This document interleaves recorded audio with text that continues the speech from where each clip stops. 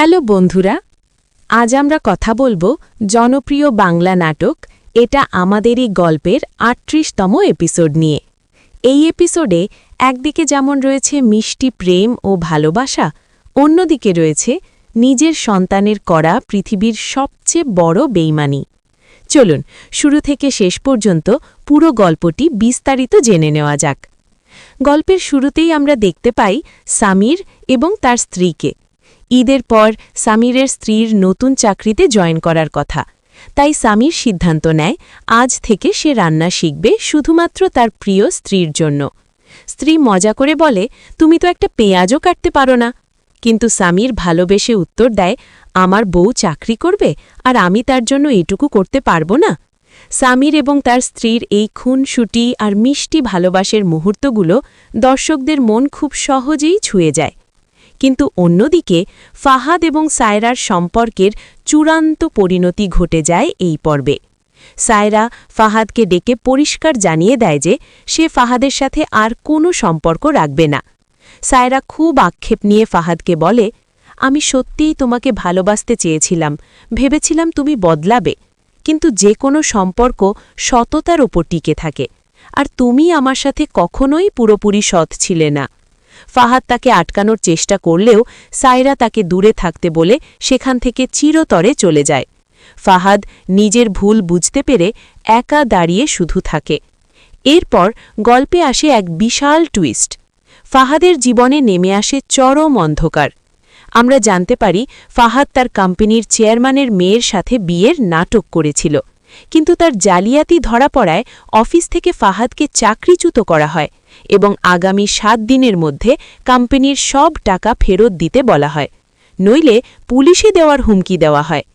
এই বিশাল টাকার চাপ এবং নিজের চরম লোভের বশবর্তী হয়ে ফাহাদ এমন এক জঘন্য কাজ করে বসে যা কেউ কল্পনাও করতে পারেনি। ফাহাদ তার নিজের বাবার বাড়িটি আইজি কর্পোরেশনের কাছে চিরতরে বিক্রি করে দেয় এবং নগদ টাকা ও ২ কোটি টাকার চেক নিজের নামে নিয়ে নেয়। এদিকে এসবের কিছুই জানে না ফাহাদের পরিবার। ঈদের দিন সকালবেলা পুরো পরিবারে এক আনন্দের ও উৎসবের পরিবেশ। সবাই আনন্দে মেতে ওঠে। ফুপা সবার জন্য ঈদের উপহার শাড়ি এবং কালো রঙের পাঞ্জাবি নিয়ে আসেন। সামির, মেহরিন, মামা, মামি সবাই মিলে একে অপরকে সালামি দেয়। এরপর সামির এবং মেহরিন তাদের বাবা মায়ের সাথেও ফোনে কথা বলে ঈদের শুভেচ্ছা বিনিময় করে।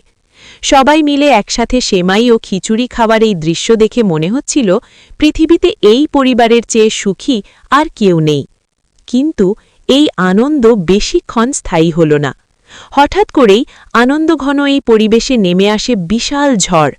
গুলজার সাহেবের অর্থাৎ ফাহাদের বাবার বাড়িতে আব্দুস সোবহান নামের এক অপরিচিত লোক এসে হাজির হয়। লোকটি এসেই সবার সামনে এমন এক কথা বলে যা শুনে সবার মাথায় যেন আকাশ ভেঙে পড়ে। লোকটি গম্ভীর গলায় বলে, আমি এই বাড়িটি কিনে নিয়েছি, আপনারা কবে বাড়িটি ছেড়ে দিচ্ছেন? গুলজার সাহেব প্রচণ্ড অবাক হয়ে বলেন, আপনি এসব কি বলছেন? আমি তো কাউকে চিনি না, আর বাড়িও তো বিক্রি করিনি। তখন লোকটি সেই বাড়ির আসল দলিল বের করে সবার সামনে দেখায়, যেখানে স্বয়ং গুলজার সাহেবের নিজের স্বাক্ষর করা ছিল।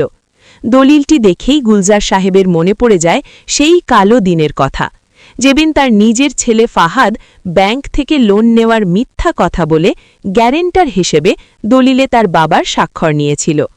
নিজের রক্তের সম্পর্ক, নিজের জন্ম দেওয়া ছেলে যে এমন ভয়ঙ্কর বেইমানি করতে পারে তা কিছুতেই বিশ্বাস করতে পারছিলেন না গুলজার সাহেব ও তার পরিবার। তিনি কান্নায় ভেঙে পড়েন আর বুক ফাটা আর্তনাদ করে বলেন, আমি আমার নিজের ছেলেকে বিশ্বাস করেছিলাম, কিভাবে সে আমার সাথে এই কাজ করল? পুরো পরিবার যেন এক নিমিষেই পথে বসে গেল। ফাহাদের এমন জঘন্য বেইমানি এবং এক অসহায় বাবার এই চরম করুণ অবস্থা নিয়েই শেষ হয় এটা আমাদেরই গল্প নাটকের এই চমৎকার এবং ইমোশনাল এপিসোডটি। গল্পটি আপনাদের কেমন লাগলো তা অবশ্যই জানাবেন, আর নাটকটির পরবর্তী পর্বে কী হবে তা জানতে হলে আমাদের সাথেই থাকুন। ধন্যবাদ।